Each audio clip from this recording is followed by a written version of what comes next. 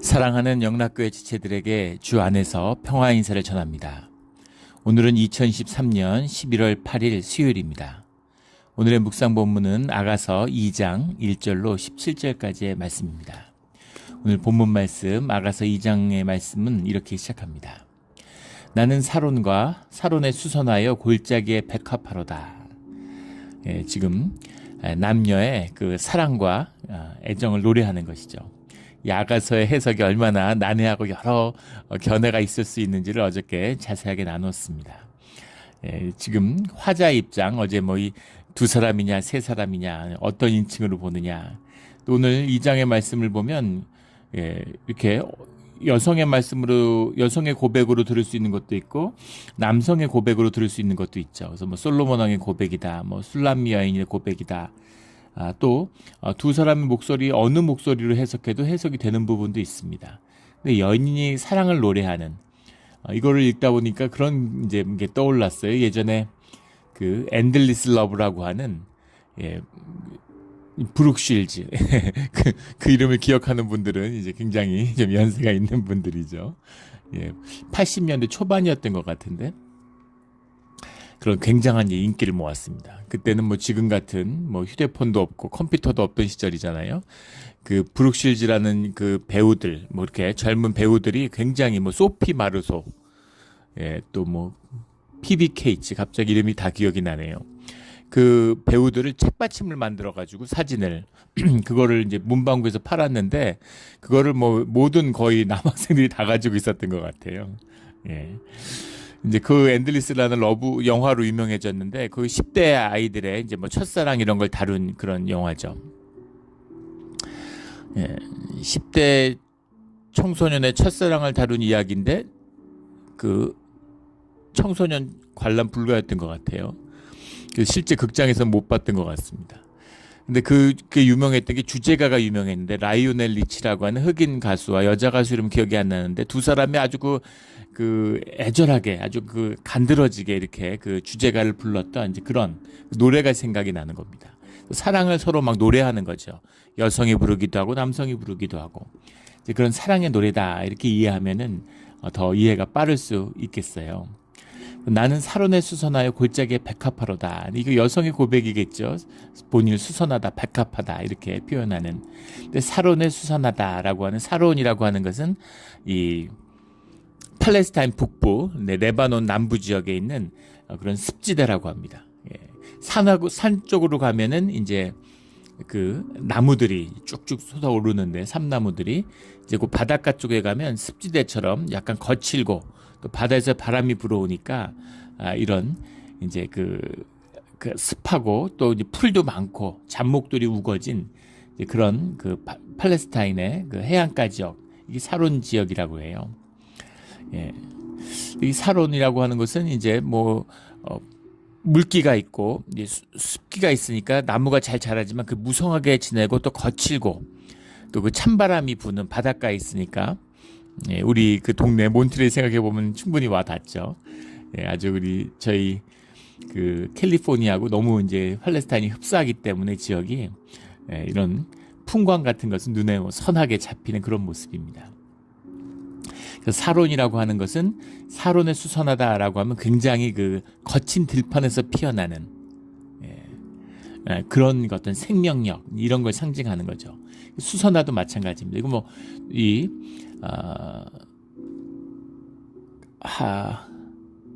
하나셀레트 이런 말인데, 하나셀레트라는 게 여기서 수선화라고 해석했는데 이제 영어 성경에 보면 로즈라고도 해석하고 또 우리 개역 그 개정 안에서도 다른 곳에서도 백합화라고 해석하기도 했습니다. 하나셀렛이라고 하는 수선화라고 이제 해석한 것이 이제 의미적으로는 더 통하는 것 같아요. 정확한 건 사실은 수선화도 아니고 백합화도 아니겠죠. 거기에는 야생의 들꽃이니까. 그런데 이 수선화의 특성을 잘 표현해주고 있는 건, 수선화라는 것이 이제 번역이 잘 됐다는 얘기입니다. 가을에 씨가 뿌려져서 겨울을 이제 살아남아서 겨울을 땅속에서 견디고 봄에 날씨가 풀리자마자 꽃을 피워내는 거죠. 수선화가 눈 속에 피어 있는 것도 보게 되잖아요. 그런 아주 그 거친 들판에서 그 어려움 속에서 피어나는 보통의 대부분 꽃들은 이제 봄에 씨앗을 뿌려가지고 늦봄에 이렇게 꽃이 만개돼서 나오는 것인데, 이 수선화라는 것은 가을에 뿌려져서 겨울을 견디고 나오는 그런 생명의 표현. 그러니까 그런 들판 가운데, 거친 바람 가운데, 눈보라 가운데에서 꽃이 피어나니까 얼마나 그 생명이 경이롭고 놀랍습니까? 아름답고 그런 걸 표현하는 거죠. 그래서 골짜기의 백합화로다. 백합화라는 게 쇼브샤나트라고 하는 건데, 백합은 가장 화려함이죠. 성전을 꾸미는 꽃입니다. 화려하고 아름답기 때문에. 지금 우리 그 장례식 때도 이제 백합화를 많이 쓰잖아요. 예전에는 장례식 때 쓰지 않았는데, 이제 사실 일본의 영향을 많이 받은 거죠. 꽃이 화려한데, 화려한 꽃. 성전을 꾸미는 꽃인데 골짜기의 백합화예요. 무슨 사람들 눈에 띄는, 누구나 우러러보는 그런 아름다움이 아니라 아무도 보지 않는, 아무도 알지 못하는 곳에 있는 그런 아름다운 꽃이다. 우리 1장에서부터 이어지고 있는 이제 그런 표현들이죠. 굉장히 겸손한, 거무스름할지라도 흙겨보지 말 것은 게달의 장막 같을지라도 솔로몬의 휘장 같구나 하는 우리 1장에 나왔던 고백 같은 그런 표현이죠. 사론에 피어있는 수선화의 꽃이고 골짜기에 있는 백합화다.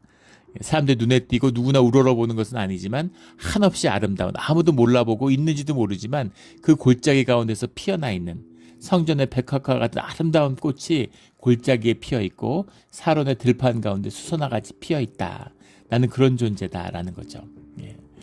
2절에 여자들 중에서 내 사랑은 가시나무 가운데 백합화 같도다. 2절이 되면 갑자기 남성의 고백으로 바뀌는 거죠. 내 사랑은 가시나무 가운데 백합화 같다. 골짜기의 백합화보다 한 발 더 나간. 나는 골짜기의 백합화입니다. 그러니까 아니, 너는 가시나무 가운데 백합화야. 가시나무 같은 건 그 어떤 거침과 고난의 상징 같은 곳이네. 그런 곳에서 피어난 그런 백합화다. 이것이 또 뭐 은유적으로 고난 가운데 피어나는 뭐 성도의 그 모습이다. 뭐 또 이렇게 그것도 맞겠죠. 그런 해석들도 우리 어저께 나누었던 뭐 은유적인 상징적인 해석이죠. 그런 그 고난 가운데 피어나는, 사람들이 알아보지 않아도 아름다운 그 스스로 자신의 아름다움을 피워내는 이제 그런 모습. 이게 가장 아름다운 것이잖아요. 뭐가 진짜 아름답겠어요? 아름다움의 가치와 기준은 자꾸 바뀌지만 나의 나됨을 피워내는 것, 그게 가장 아름다운 모습인 거죠. 그게 가장 아름답고 가장 매력적인 모습이죠. 나이가 들면 나이가 들어가는 사람이 가질 수 있는 그런 매력이 있습니다. 신앙 가운데 나이가 잘 들어간 분들을 보면 정말 저 나이 때 풍겨나는 그런 아름다움이 있어요. 근데 막 나이 막 50, 60 됐고 막 70 되는데 계속 보톡스 주사 맞고 성형하고, 연예인들 그런 사람들 중에 그런 사람들 있잖아요. 막 뭐 젊음을 뭐 50대라고 믿어지지 않는 젊음을 유지한다고 그러는데, 아름다운 게 아니라 추한 거죠. 추하죠. 보면은 어색하고 얼굴이 이상하고 추한 겁니다. 50이면 50대의 매력을 피워야지 50대가 20대의 매력을 피우려고 하면 되겠습니까? 그러니까 어색하고 추한 것이죠. 그것이 피어내는 그건 고유한 아름다움, 나이에, 연령에, 인종에 고유한 아름다움이 있잖아요. 코케시안들이 지배하는 세상이 되다 보니까 이렇게 뭐 코가 오똑하고 눈이 푹 들어가고 이런 게 예쁜 것 같은 그런 시대를 지났죠. 근데 요즘에는 그런 게 지나가고 나잖아요. 그래서 쌍꺼풀이 없는 게 또 오히려 매력이고, 동양인은 동양인의 매력을 뽐내야 되는 거죠. 또 요즘에는 이제 뭐 아프리칸들, 그렇게 그런 식의 또 몸매, 그런 건강미, 또 이런 게 각광받는 시대가 오고, 근데 자꾸 뭐 돌고 도는 것이겠지만 중요한 것은 자신의 고유한, 자신만이 가지는 매력, 그 매력이 뽐내지는 그런 것이 아름다움의 비밀이다라는 걸 보게 되는 거죠. 3절에 남자들 중에 나의 사랑하는 자는, 다시 이제 여성의 그 인칭으로 돌아왔어요. 자는 숲풀 가운데 사과나무 같구나. 숲풀 가운데 사과나무 같구나 라는데, 사과나무라고 해석을 했는데, 이게 나파흐라는 말이에요. 나파흐라는 말은 breath, 숨 쉰다는 말입니다. 그러니까 풀 가운데 나무라고 하는 사과나무라고 해석했는데, 영어 해석에서는 뭐 시트론으로 해석한 것도 있고, 뭐 아프리코트, 살구나무죠. 시트론은 이제 귤의 일종이죠. 귤나무 같은 건데, 문맥적으로 본다면 시트론이 제일 맞는 것 같습니다. 숲풀 가운데 있는, 기본적으로 건조한 지역인데 그 가운데 그 주는 어떤 귤 같은 걸 따서 먹으면 물이 많잖아요. 열대 과일 중에서 높이 평가받는 과일들은 수분이 많은 과일이죠. 대표적인 게 수박 같은 거잖아요. 그 자두 이런 거, 그 수분이 많은 과일들, 그런 과일들, 그런 청량함을 주죠. 날씨가 더운데 그걸 먹으면 훨씬 더 청량함을 주니까. 나파흐, 이런 숲을 가운데 뭐가 없을 것 같은 곳에 피어난 사과나무, 거기에 있는 열매, 귤나무, 그 과일 열매가 주는 그 청량함과 상쾌함, 그 기쁨이죠. 그 그늘에 앉아서, 더운데 그 그늘에 앉아 있는 것만 해도 얼마나 좋겠어요. 심히 기뻐하였고 그 열매는 내 입에 달았도다. 근데 거기에 상대적으로 서늘하고 찬 그 과일을 입에 넣었을 때 그때의 그 기쁨, 그런 것 같았다. 너를 만나는 것이 이런 즐거움의 노래인 거죠. 오늘 그 기쁨의 그들이 계속 나오고 있어요. 연애를 해본 분들은 다 이게 무슨 말인지 알죠. 연애를 할 때는 정말 정신이 없지 않습니까? 진짜 행복하고, 세상에 중요한 게 아무것도 없죠. 연애하는 게 제일 중요한 거죠. 정말 새가 노래하는구나. 개가 웃는구나. 개가 웃는 걸 처음 알았네. 개는 웃지 않는다는데, 근데 사람들은 다 개가 웃는다고 얘기하죠. 그래서 개가 웃는다, 웃지 않는다. 그랬는데 사랑에 빠지니까 정말 개가 웃는구나. 심지어 노래하는구나. 이렇게 느끼게 되는 거죠. 그게 영의 비밀이잖아요. 그것을 노래하는 거죠. 4절에 그가 나를 인도하여 잔치집으로 들어갔으니 그 사랑은 내 위에 깃발이로구나. 그 여성의 입장에서, 술람의 여인이라면 솔로몬 왕의 입장에서 그 남자가 자신을 인도하여 잔치집에 들어갔구나. 골짜기의 백합화 같았는데, 사론의 수선화와 같았는데 그가 나를 사람들이 모이는 잔치집으로 인도하여 갔구나 라는 거죠. 그 사랑은 내 위에 깃발이로구나. 그 사랑이, 그 남자가 나를 높여준다는 거죠. 나의 가치를 드러내준다는 거죠. 나를 이렇게 자랑스러워하고 나를 사람들에게 자랑하고 싶어 하는데 그 아름다움이 빛이 나게 해준다는 겁니다. 깃발의 상징이죠. 디글로브라는 말인데, 다갈이라는 말이 이제 올린다, 들어 올린다 이런 말이에요. 일단 디글로브라는 건 전쟁에 쓰는 말입니다. 전쟁에 있는 군기, 전쟁에서 군기를 내세우고 군기가 부대의 상징이죠. 2차 대전 때도 그렇고 6.25 때도 그렇고 전쟁 때 군기를 뺏긴다. 군기를 지키는 것이 제일 중요하고 군기를 중심으로 움직이는 겁니다. 군기를 뺏기면 부대를 해체해버리죠. 군기라는 건 정체성의 표현이죠. 그 부대의 정체성의 상징이에요. 가장 귀한 겁니다. 그걸 뺏겼다? 너무 수치스럽고 치욕적이기 때문에 아예 부대를 없애버려요. 그 부대가 이제 존재할 가치가 없다고 보는 거죠. 가장 귀한 것, 가장 높은 것, 그런 거죠. 그래서 그 여인이 사랑스럽고 여인이 너무 좋으니까, 내 눈에 아름다우니까 사람들 눈에도 다 아름다운. 저희 군대 근무할 때 국방부에 근무했는데 그때 이제 거의 장교들이 엄청 많잖아요. 근데 그 중에 우리 이제 그 과에 그 공군 소령이 한 분 계셨는데, 와이프의 미모와 아름다움을 막 자랑하는 거예요. 결혼한 지 얼마 안 됐는데, 근데 이제 그 신부의 부모님들이 딸을 이제 군인한테 시집 보내는 것을 별로 이제 내켜하지 않았다는 거예요. 군인 가족이 되면 뭐 이사 많이 다녀야 되고 또 이렇게 이제 뭐 힘든 걸 아니까, 그래서 이제 결혼을 안 시키려고 자꾸 반대해서 결혼을 못 할 뻔했는데, 그래서 옛날 일이죠. 요즘은 상상하기 어려울 텐데, 그래서 그 신부 집에 그 총을 차고 가가지고 이제 밤에 술을 먹고 너무 화가 나가지고 다 같이 죽자 이러고, 결혼 안 시켜주면 다 같이 죽는 거다 이러고 공포를 몇 번 쏘고 이러니까 결혼 승낙을 받았노라고. 그래서 목숨을 걸고, 군인으로서, 공무원으로서 자기의 모든 커리어를 날릴 수 있고 신세를 망칠 수도 있겠죠. 만약에 그걸 받아들이지 않고 신고했다고 생각해 보세요. 그래서 극적인 결혼을 한 무용담을 이야기하는 겁니다. 그러니까 다들 얼마나 아름답고 얼마나 예쁘길래 저렇게까지 이제 무리수를 뒀을까. 근데 한번 이제 가정의 초대를 받아서 그 과에 있는 간부들이 전부 다, 뭐 저는 이제 가보지 못해 병이니까 뭐. 근데 이제 간부들이 가서 저녁을 식사 대접을 받고 왔는데, 다들 굉장히 이제 황당해 하시는, 도대체 총을 왜 쏜 거냐 이러고.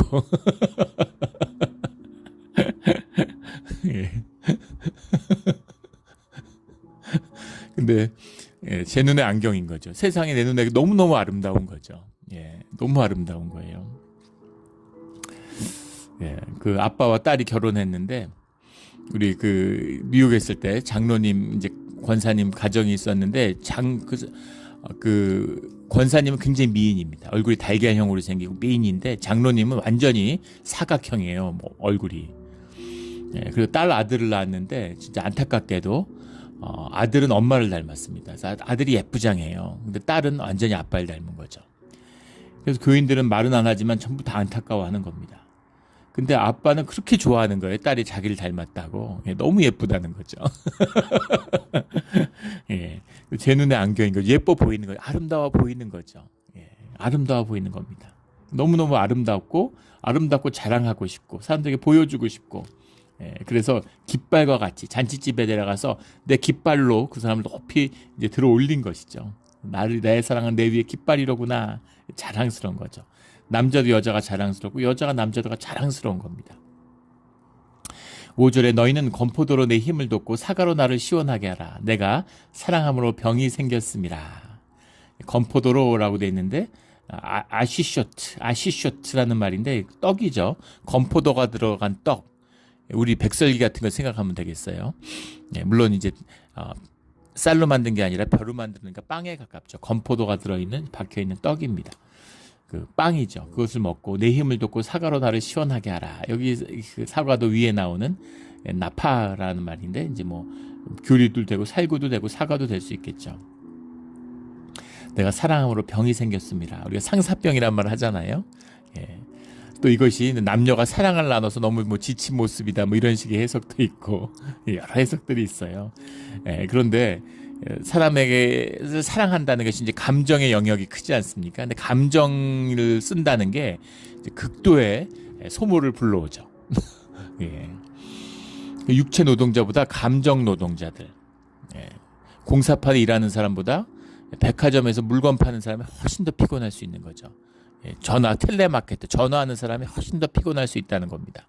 더 피곤을 더 깊이 느끼고 정신적인 피로가 강하니까. 자동차가 120km로 달릴 때마다 70마일로 달릴 때보다 서 있을 때 기름을 더 많이 쓰죠. 공회전을 할 때. 그런 것처럼 비유가 좀 이상하고 맞는지 모르겠지만 감정이라는 것이 엄청난 에너지를 쓰는 작용이라는 겁니다. 그래서 사랑을 하고 사랑을 나누면 많은 에너지를 쓰게 되죠. 사랑에 빠지면 살이 빠지는 거죠. 예뻐진다 그러잖아요. 그것도 이제 다 일리가 있는 말인 겁니다. 사랑함으로 병이 생겼습니다. 그가 왼팔로 내 머리를 고이고 오른팔로 나를 안는구나. 서로 연인이 누워 있는 거예요. 들판에 왼팔로 머리를 받치라고 이렇게 받쳐주는 모습. 그런 모습 충분히 상상이 되시죠. 7절에 예루살렘의 딸들아 내가 노루와 들사슴을 두고 너희에게 부탁한다. 내 사랑이 원하기 전에는 흔들지 말고 깨우지 말지니라. 들판에서 팔을 깨고 자고 있는데 예루살렘의 딸들아 라고 하는 것은 이제 뭐 예루살렘 모든 사람들, 주의 백성들을 이야기하는 거겠죠. 뭐 세상의 사람들. 내가 노루와 들사슴을 들고 부탁한다. 노루와 들사슴이라는 게 들판에 있잖아요. 그 사슴들, 노루들 이런 것도 이제 그런 뭐 사랑의 표현이죠. 굉장히 다정하고 그 어떤 사랑의 표상 같은 뭐 보면은 서로 이렇게 눈에 그렇게 보이는 것일 수도 있겠지만 보면 그냥 정이 뚝뚝 떠는 것 같은. 저희가 사는 아파트에도 거기 이제 그 이렇게 산 속에 있으니까 그 정원에 사슴이 살아요. 저희 부모님 오실 때 그러고 굉장히 놀라고 감동받아 하시더라고요. 잊을 수 없는 건 우기가 심할 때였는데 이제 비가 오고 산에 먹을 게 없으면 내려오죠. 그 이제 주택가로. 근데 그 정원에 사는데 이제 꽃 같은 거 다 띄워 먹고 그리고 한국 같은 못 들어오게 막을 텐데 여기 뭐 그냥 다 풀어 놓으니까 근데 그 사슴떼가 사는데 그 노루떼 사슴떼 중에 새끼를 저희 그 창문 바로 앞에서 낳았습니다. 집 대문 옆에 있는 그 마루의 창문 그 앞에서 새끼를 낳았어요. 가족이. 그 거기가 새끼가 나서 막 처음에 걷고 막 이런 거를 봤는데 아주 경이로운 것을 보았던 그런 기억이 있죠. 근데 얼마나 가족애가 있고 부부애가 넘쳐 보이는지 몰라요. 실제 뭐 그렇지는 않다 그러는데 이제 그 무슨 원앙도 그렇죠. 우리 부부의 사랑의 상징인 원앙도 그렇게 부부 사이가 좋고 이런 것은 아니라 그럽니다. 인간과 같이 그렇게 부부 사이를 맺지는 않겠죠. 야생 동물들이. 그런데 하여튼 그런 그 근데 노루와 들사슴이 그런 특징 외에도 굉장히 눈이 180도이고 초식동물이고 육식동물에 쫓기니까 항상 경계를 하잖아요. 굉장히 예민합니다. 조금만 소리가 나도 깜짝 놀라가고 한 마리가 움직이면 나머지가 다 같이 뛰는 거예요. 경보처럼. 갑자기 수십 마리 우두두두 하고 이렇게 움직이죠. 그렇게 되지 않도록 좀 조심한다. 야, 부탁해 이 얘기죠. 예. 그렇게 노루대가 뛰면은 지금 내 품 안에서 자고 있는 연인이 잠을 깨잖아요. 그러니까 그렇게 깨지 않도록 내 사랑이 깨우지 말지니라. 내 사랑이 잠들었는데 깨어나지 않도록 좀 다들 조심 좀 해줘 이런 얘기죠. 그러니까 그 얼마나 세심한 배려와 사랑이 넘쳐요. 잠자고 있는데 야, 잠 깨지 않도록 다들 조심해 이런 거죠. 예. 예. 한강 고수부지 같은 데서 같이 연애하다가 연인이 잠이 들었는데 야 다들 좀 조용히 해. 예. 다들 큰 소리로 조용 얘기해. 예. 내 사랑이 잠이 깨면 안 되잖아. 이런 이야기입니다. 예. 닭살이 돋는 아주 그런 애틋한 이야기죠. 8절에 내가 사랑하는 자의 목소리로구나. 보라 그가 산에서 달리고 작은 산을 빨리 넘어오는구나. 멀리서 산을 뛰는 다시 이제 화자가 여성으로 바뀌었죠. 예, 계속 여성으로 이어지고 있죠. 예. 그 자의 목소리가 산을 뛰고 달리는데 그 목소리만 들어도 그가 다가오는 것을 안다는 겁니다. 내 사랑하는 자는 노루와도 같고 어린 사슴과도 같아서 우리 벽 뒤에 서서 창으로 들여다보며 창살 틈으로 엿보는구나. 예.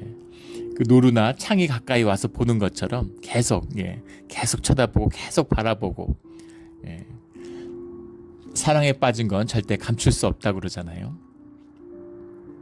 세상에 감출 수 없는 것이 있다. 사랑에 빠진 사람은 감출 수 없다. 사랑을 그런 이야기가 있죠. 자꾸 눈길이 가고 보고 있으면 이제 또 쳐다보고 가다가 또 바라보고 이런 모습을 상상해 보면 될 것 같습니다. 10절에 나의 사랑하는 자가 내게 말하 이르기를 나의 사랑 내 어여쁜 자에 일어나서 함께 가자. 화자가 남자로 바뀌었으면도 볼 수 있게 됩니다. 겨울도 지나고 비도 그쳤고 겨울도 지나고 라고 하는 어려운 시절 힘든 시절이 다 지났다. 비도 그쳤고 이 비라고 하는 것은 이른 비나 늦은 비와 같은 은혜의 비가 아니라 겨울에 흐르는 비죠. 우리 캘리포니아와 똑같잖아요. 겨울에 우기가 돼서 겨울에 비가 옵니다. 근데 겨울이 깊어질 때 비가 오는데 비가 오면 점점 더 쌀쌀해지고 추워지는 걸 알 수 있죠. 봄이 됐을 때 이른 비가 올 때는 비가 오면 점점 따뜻해지죠. 은혜의 비고 이른 비가 올 때는 그 경작을 돕는 비고 또 봄에 비가 오면 무르익는 걸 도와주는 비고 따뜻해지는 날씨가 그런 걸 상징하는 비죠. 그래서 은혜를 상징하는데 겨울철의 비는 고난의 비죠. 더 춥고 더 고달프게 만드는 고난의 비, 겨울. 그 겨울은 비참한 계절이라고 그러잖아요. 모든 생명이 죽는 그 계절이 이제 지났다라는 겁니다. 내 인생이 겨울과 같았는데 널 만나니까 이제 봄이야. 이런 표현인 거죠. 실제 겨울 비 이런 게 아니라 겨울에 만난 게 아니라 봄에 만난 게 아니라 그런 이제 마음을 상징적으로 표현하고 있는 거죠. 12절에 지면에는 꽃이 피고 새가 노래할 때가 이르렀는데 비둘기의 소리가 우리 땅에 들리는구나. 비둘기의 소리. 비둘기는 이제 여성성의 상징이죠. 평화의 상징이고 비둘기의 노래소리가 땅에 들린다. 이렇게 얘기하는 겁니다. 13절에 무화과 나무에는 푸른 열매가 익었고 이 표현도 이제 봄이 왔음을 상징적으로 말해주는 거죠. 파가하라는 말인데 푸른 열매. 왜 푸른 열매일까? 그 무화과 나무는 열매를 2번 맺는다고 그러죠. 봄에 한 번, 가을에 한 번. 3월에 열매를 맺고 9월에 열매를 맺는데 9월의 열매는 7, 8월에 강렬한 햇볕을 받았으니까 잘 익겠죠. 그런데 봄의 열매는 햇볕이 약하니까 이제 푸른색을 띠고 있고 이제 그 익는데 시간이 오래 걸리는 겁니다. 그래서 이제 푸른 무화과가 되는 거죠. 봄의 열매, 푸른 열매가 익었고 포도나무는 꽃을 피워 향기를 토하는구나. 나의 사랑, 나의 어여쁜 자에 일어나서 함께 가자. 그래서 봄이 되면 꽃이 만발하니까 꽃향기가 이렇게 하잖아요. 우리 한국의 벚꽃 축제 같은 거, 우리 지금 사는 우리 몬트레 같은 데 1년 내내 꽃이 피니까 이런 표현이 와닿지 않지만 어목한 겨울이 지나고 봄이 나와서 꽃이 만발했을 때 그 꽃향기가 이렇게 쫙 퍼지는 이런 거죠. 나의 어여쁜 자 일어나서 함께 가자. 꽃이 피었는데 해가 떴는데 우리 함께 나가자. 들판으로 나가자. 이런 표현인 거죠. 14절에 바위 틈 낭떠러지 은밀한 곳에 있는 나의 비둘기야. 내가 내 얼굴을 보게 하라. 내 소리를 듣게 하라. 내 소리는 부드럽고 내 얼굴은 아름답구나. 낭떠러져 은밀한 곳에 들어있는 드러나지 않는 감추어진, 요즘은 여성들이 자기 아름다움을 뽐내고 이렇게 다니지만 예전엔 여성이라는 게 감추잖아요. 드러나지 않는, 근데 그 아름다움이 이게 드러나는 은밀한 곳에, 낭떠러지 은밀한 곳에 있는 나의 비둘기야라는 그 표현이죠. 미국 사람들이 이제 자기 연인을, 나 와이프를 얘기할 때 허니라고 부르잖아요. 남편도, 여자가 남편을 부를 때도 허니 허니 이렇게, 우리로 하면 꿀단지 이렇게 부르는 거죠. 그러니까 굉장히 그 정감 어린 표현이잖아요. 닭살이 돋는 꿀이라고 불러요. 달콤하다 이런 얘기죠. 이런 것처럼 내 비둘기야 이렇게 부르는 겁니다. 15절에 우리를 위하여 여우 곧 포도원을 허는 작은 여우를 잡으라. 우리의 포도원에 꽃이 피었습니다. 포도원을 허는 작은 여우라고 하는 표현, 이게 이제 별로 적대적으로 보이지 않았는데, 별로 위협처럼 느껴지지 않는데, 이게 여우의 상징이잖아요. 여우가 보면 귀엽죠. 작고 뭐 사람을 공격하는 것도 아니고, 그러니까 여우가 이제 그렇게 보이지 않죠. 포도원 같은데 이제 여우가 사실 포도원에 많이 산다고 그러죠. 포도원뿐만 아니라 밭에도 많이 살고 사람 가까이에 삽니다. 잡식성 동물이고, 또 여우가 살지 않는 곳이 없죠. 너구리와 더불어 가장 이제 생존력이 강한 게 여우죠. 그래서 포도원에 다니는데 여우 그냥 두면 뭘 먹겠다 하는데 포도원이 늘 망치는 거죠. 뿌리를 파죠. 뿌리를 파는 이유는 뭐냐면 음식을 숨겨두기 위한 겁니다. 그리고 과일을 따서서 먹고, 그 뿌리를 파고 땅을 파니까 이제 포도원을 망치게 되는 거죠. 이게 포도원을 허는 작은 여우의 비유입니다. 또 영적으로는 그 종교인 같은 거죠. 그 포도원을 허는 작은 여우, 종교는 작은 여우가 아니라 큰 여우 같은데, 별로 위협이 돼 보이지 않아요. 교회에 열심히 있어요. 그러니까 열심히 하고 교회에 있고 그래서 별로 그런 게 없는데, 사실은 이제 교회를 어렵게 만드는 발람의 무리, 계시록의 비유를 들면 발람의 무리 같은 거죠. 포도원을 허는 작은 여우의 비유입니다. 포도밭의 열매를 맺는, 포도원을 무너뜨리고 뿌리를 훼손시키는 그런 영적인 비유죠. 포도원을 허는 작은 여우를 잡으라. 우리의 포도원에 꽃이 피었습니다. 포도원에 꽃이 피었다는 건 열매가 열릴 때가 다가왔다는 겁니다. 포도원을 허는 여우를 잡아야 되는 거죠.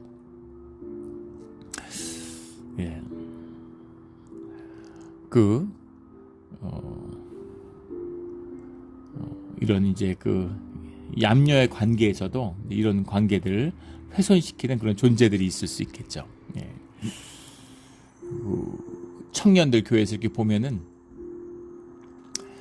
남자 여자가 사귀면 둘이 사귀어야 되는데 이제 그거에 대한 인격적인 부담이 있는 거죠. 그 관계가 전면화되는 거에 대한 어떤 책임감 같은 걸 감당하기에 너무 여린 겁니다. 그런 미숙한 청년들의 특징이 이제 친구들을 끌어들이는 거죠. 남자 친구 불렀는데 자기 여자 친구들 데리고 나가고 자꾸 같이 만나려고 그러고 이러는 거예요. 어리석은 짓이죠. 그렇게 해서 안 좋은 그런 것들을 많이 봤어요. 그런 게 이제 포도원을 허는 작은 여우, 친구인 줄 알았는데 도와주는 것처럼 하면서 회방을 놓는 그런 존재가 있을 수 있다는 것이죠. 비유가 좋은지 모르겠는데, 이런 두 사람의 결실을 방해할 수 있는 그런 것들을 이제 제해해야 된다는 거죠. 그래야 관계가 더 깊어지니까. 16절에 내 사랑하는 자는 내게 속하였고 나는 그에게 속하였도다. 이게 사랑의 비밀이죠. 내 사랑하는 자는 내게 속하였고 나는 그에게 속하였도다. 그 속박으로 인해서 기쁨을 느끼는, 하나가 됨으로 해서 감사하는 이거죠. 이것이 그 기쁨입니다. 사랑의 증거는 서로 시간을 낭비하는 데 있는 거죠. 계산적이고 효율적이고 능률적이고 이거와 정반대되는 거잖아요. 사랑에 빠지면 사람이 무능해지고 약해지고 여려지고 그리고 비효율적으로 되는 거죠. 연애잖아요. 서로 시간을 같이 낭비하는 겁니다. 같이 앉아서 시간을 낭비하는 거죠. 사랑을 모를 때는, 젊었을 때는 TV 보는 게 세상에서 제일 낭비하는 것 같았어요. 물론 그것이 낭비라는 게 사실이고 지금도 그렇습니다. 그래서 이제 TV도 없고 TV 없은 지 수십 년 됐죠. 쓴 적이 없었던 것 같은데. 그런데 어머니가 와 계실 때 또는 한국에 갔을 때 그럴 때 어머니의 가장 중요한 그 삶의 부분이 TV를 보시는 거예요. TV 드라마를 봅니다. 근데 그 드라마라는 게 진짜 그 눈 뜨고 볼 수 없을 정도로 조악하죠. 아침 드라마 이런 건 도대체 왜 만드는지 정말 말도 안 되는. 근데 그거를 이제 그 앉아서 어머니와 같이 보는 거죠. 예. 그래서 같이 그 시간을 나누고 정을 나누는 거예요. 예. 같이 앉아서 마주보고 대화하고 이런 어르신들이 아니잖아요. 그런 문화가 아니죠. 근데 어머니에 대한 사랑을 표현하고 같이 있는 그 시간이 귀하고 좋은 것이죠. 같이 시간을 낭비하는 거. 아이도 마찬가지죠. 아이들하고 같이 놀아주면 그 시간에 무슨 유익이 있겠습니까? 기쁨이 있고 즐거움이 있고 사랑하기 때문에 아이들하고 같이 놀아주는 거죠. 같이 게임을 하고 같이 놀아주는 거죠. 그런 겁니다. 그래서 어릴 때 아이들이 같이 시간을 보내면 그렇게 좋아해요. 어떻게 그렇게 좋아할까요? 근데 이제 커가지고 고등학교만 돼도 중학교만 가도 이제 아빠하고 안 놀려고 그러죠. 자기들끼리 놀고 친구들끼리 놀지 같이 시간을 안 보내려고 그럽니다. 예. 그런 시간을 다 지나는 거죠. 또 시간이 지나서 또 그 사랑을 깨닫고 배웠을 때에는 다시 또 같이 그 시간을 낭비하는 자리에 있게 되는 거죠. 이것이 하나가 되는 비밀입니다. 뭘 하는 건 중요하지 않죠. 같이 시간을 보낸다는 게 중요한 거죠. 그가 백합화 가운데서 양떼를 먹이는구나. 백합화 가운데서 양떼를 먹이는구나. 이것도 아름다운 표현입니다. 상대방의 아름다움을 백합화로 표현했잖아요. 상대방과 함께하는 가운데서 양떼를 먹인다. 이런 거죠. 예. 부부가 서로 사랑하고 부부가 서로 정이 있고 서로 좋으니까 무슨 시장 통해서 만두를 굽던 무슨 길에서 호떡을 팔던 뭘 하던 같이 하는 시간 그 자체가 행복하고 귀하고 아름다운 것이죠. 이것이 인간의 비밀입니다.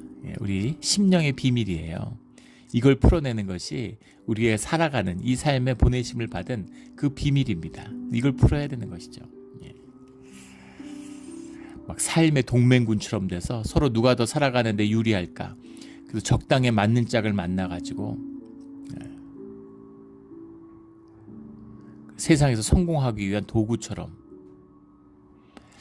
한국에 있을 때 그 교회에 그런 분이 계셨는데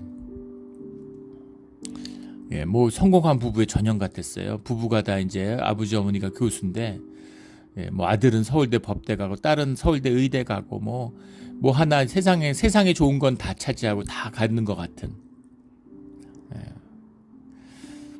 근데 그 아들이 이제 나중에 그 정신과 병원에 치료를 받고 굉장히 이제 어려움을 겪었습니다.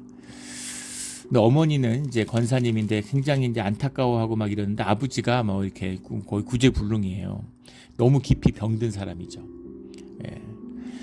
막 열등감과 우월감과 열등감 동전의 양면이니까 자기보다 못한 사람들을 보면 자기가 이겼다고 생각, 무가치하다고 생각하니까 막 짓밟으려고 들고. 그리고 또 자기보다 더 센 사람한테는 깊은 열등감을 느끼니까 막 적대적으로 이렇게 되고. 그 사회생활이 제대로 되겠습니까? 똑똑하고 성공하지만 또 큰 성공을 거둘 수가 없어요. 큰 성공이란 게 뭡니까? 사람들이 귀하게 여기고 아껴주는 거잖아요. 근데 사람들 다 적으로 여기는 사람을 누가 귀하게 생각하겠습니까? 그러니까 작은 성공에 자만하고 작은 성공에 그 좌절하는 이제 전형적인 이제 그런 사람이죠. 세상에 속한 사람입니다.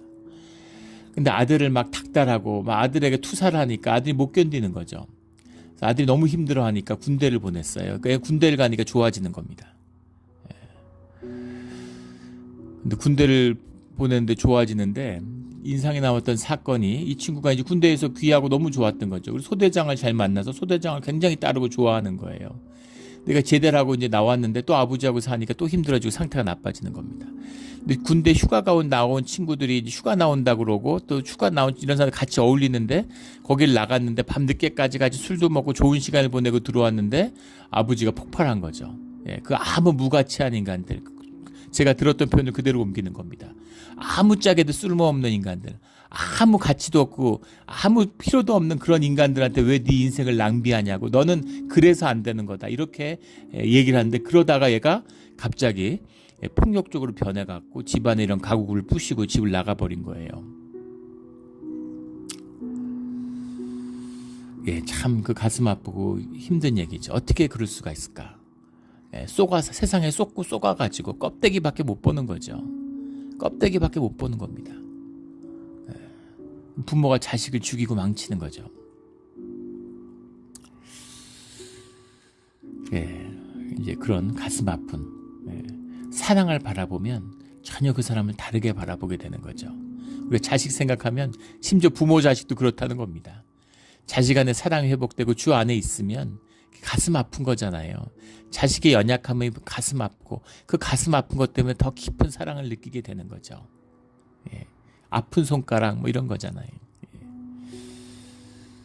우리 주 안에서 늘 사랑으로 회복되고 사랑으로 살아가는, 우리 주님의 형상에 따라 만들어졌는데 우리의 본질 가운데 사랑이 있습니다. 본성 가운데 사랑을 하고 사랑을 받고 사랑을 누려야 사랑으로 피어나야 하는 생명의 비밀이 우리 안에 있는 거예요. 그걸 맛보라고 보내주셨는데, 그 사랑을 나누라고 우리에게 교회를 허락해 주셨는데, 심지어 교회에서 갈등을 일으키는, 심지어 가족끼리 부부끼리 갈등하는 이런 삶을 살잖아요. 한국의 결혼한 부부, 30대 결혼한 부부의 결혼 평균 연령이 35세인데 결혼한 부부의 절반이 이혼을 한다고 그러죠. 3년 안에. 비극적인 시대를 살고 있는 겁니다. 사랑이 없으니까, 결혼을 하니까 갈등하는 게 너무나 당연하겠죠. 미숙하고 모자란 인간끼리 모였는데 그 갈등이 증폭되는 거죠. 사랑의 눈을 떠야 되는 겁니다. 이 아름다움, 백합 가까운 데서 양떼를 먹이는 축복받은 우리의 삶이 되기를 주의 이름으로 축원합니다. 17절에 내 사랑하는 자야 날이 저물고 그림자가 사라지기 전에 돌아와서 베데르산의 노루와 어린 사슴 같을지라. 베데르산의 노루와 어린 사슴 같을지라. 이게 무슨 말일까? 베데르산이라는 게 실제 있는 산이다 없는 산이다 뭐 이럴 거다 저럴 거다 온갖 논란이 있습니다. 근데 베데르라는 말이 바타르라는 말인데 이게 커팅, 자른다는 얘기입니다. 두 개로 나누어져 있는, 뭐 두 봉우리가 있는 산이다. 근데 그런 산이 팔레스타인에 없죠. 뭐 그러니까 별별 해석이 다 있고, 뭐 여성의 뒤에 나오는 사장에 나오는 것처럼 사실은 유방을 형상화한 것이다. 뭐 이런 그 아름다움을 얘기한 거다. 뭐 이런 비유의 해석도 있고 온갖 해석이 다 있습니다. 근데 뭐 실제 산이든 아니든 산에 있는 노루와 어린 사슴, 우리 앞에 나눈 것처럼 그 사슴의 다정함, 노루의 다정함, 그런 그 사슴끼리 막 기무창 화백이라고 한국의 유명한 동양 화가가 있죠. 근데 귀가 안 들리는 이제 농아이기도 하고 항상 빨간 양말만 신고 독특한 그 예술가의 풍모가 있는데, 예전에 그분의 인생을 다룬 다큐를 본 적이 있어요. 깜짝 놀란 게 뭐 충남 어디에 사는데 집이 거의 경복궁입니다. 한옥인데 수만 평에다 한옥을 지어서 거의 경복궁 같은 집에 살아요. 깜짝 놀랐어요. 물론 뭐 화가고 뭐 그 그림이 어마어마하게 비싸니까 큰 부를 이뤘겠죠. 근데 그 집에 한옥으로 된 집에 마당을 이제 안에 만들어 놨는데 그 마당에다가 자기 마당 안에 사슴떼를 키우고 있는 겁니다. 그리고 사슴떼들이 이렇게 막 서로 떠들고 노는데 이제 사슴들이 이제 그 사랑을 나누고 막 그 소리를 내고 이러는데 그게 그렇게 좋다는 거예요. 본인의 예술적인 영감을 일깨워 준다는 거죠. 그 사슴들이 노늘고 그런 것을 막 그 사랑을 나누는 거를 기대해서 구경하고, 물론 이제 술을 마시면서, 그래서 그걸 보면서 너무 행복에 겨운 표정으로 그걸 보고 있다가 그 할아버지가 이제 그게 완전히 이제 본인이 완전히 그 흥취에 젖어들어서 어떤 순간을 이르르면 이제 일어나서 비틀비틀 가는 거예요. 큰 한옥이 있는데 그 밑에 엄청난 100호 정도 되는, 100호, 200호 되는 한지를 깔아놨습니다. 거기다가 대걸레로 큰 양동이에다 먹물을 적셔가지고, 동양화가잖아요. 거기다 그림을 하는데 그림 그리는 건 한 1분이면 완성하더라고요. 근데 그 그림을, 대작을 완성하는 거죠. 그리고 막 그걸 끼 얹고 보고 있으면 나도 할 수 있을 것 같은데, 근데 그게 이제 예술이 뭔가 담겨진, 뭐가 있는 거죠. 그 안에 사람의 마음을 울리는, 그 전달하는 깊이가 담겨 있는 거죠. 나누려고 하는 것은 그 사슴이 그 정다움과 사랑의 표상 같은 그런 게 있다는 겁니다. 실제 사슴떼를 보면 그런 게 느껴지죠. 새끼들은 한없이 사랑스럽고, 수사슴은 막 뿔이 이렇게 나와서 굉장히 늠름하잖아요. 사슴들끼리 아주 그 정다워요. 이제 그런 베드레산의 노루와 어린 사슴 같을지라 내 사랑하는 자야. 해가 저물 때에는 같이 모여서 사슴떼와 같은 아름다움이 있고, 피어나서 해가 떴을 때에는, 그럴 때에는 백합가 가운데서 양떼를 치는 것과 같이 함께하는, 비둘기를 만난 것 같은, 그 열매를 따는 것 같은 그런 사랑과 아름다움, 하나됨을 노래하고 있는 것이죠. 왜 이런 하나됨의 비밀을 성도의 신부의 혼인잔치의 비유를 쓰고 있는지, 우리가 그것을 가장 깊이 있게 삶으로 느끼고 있는 진실이기 때문입니다. 이 진실, 이 아름다움, 이게 우리 신앙의 내용이 되어야 되는 거죠. 귀하고 아름답고 감사하고 시간이 가는 줄 모르는, 그거를 맛을 보고 그걸 피워내야 돼요. 저는 은혜와 감사함으로 그 교회의 맛을 봤습니다. 그래서 이 길을 걷게 됐죠. 그리고 그러한 하나님 나라가 임하는 그 비밀을 다시 풀고자 하고, 그런 교회를 이루는 것이 인생의 목표고 꿈이 됐습니다. 그걸 맛본 사람은 그 꿈을 꾸게 되는 거죠. 교회 다니는데 그 맛을 보지 못한 사람을 보면 너무나 비통하고 애통해요. 그 맛을 봐야 되는데, 그 맛을 봐야 되는 것이죠. 그 맛을 보고 그 열매를 피워내는 우리 몬트레 영락교회가 되기를 주의 이름으로 축원합니다. 아멘. 기도드리겠습니다. 하나님 아버지 감사합니다. 우리 아가서의 말씀을 나눕니다. 우리가 만난 사랑을, 이 사랑의 기쁨을 무슨 언어로 표현할 수가 있겠습니까? 하지만 이것을 표현할 수 있는 만큼 표현하고자 하는 그 마음에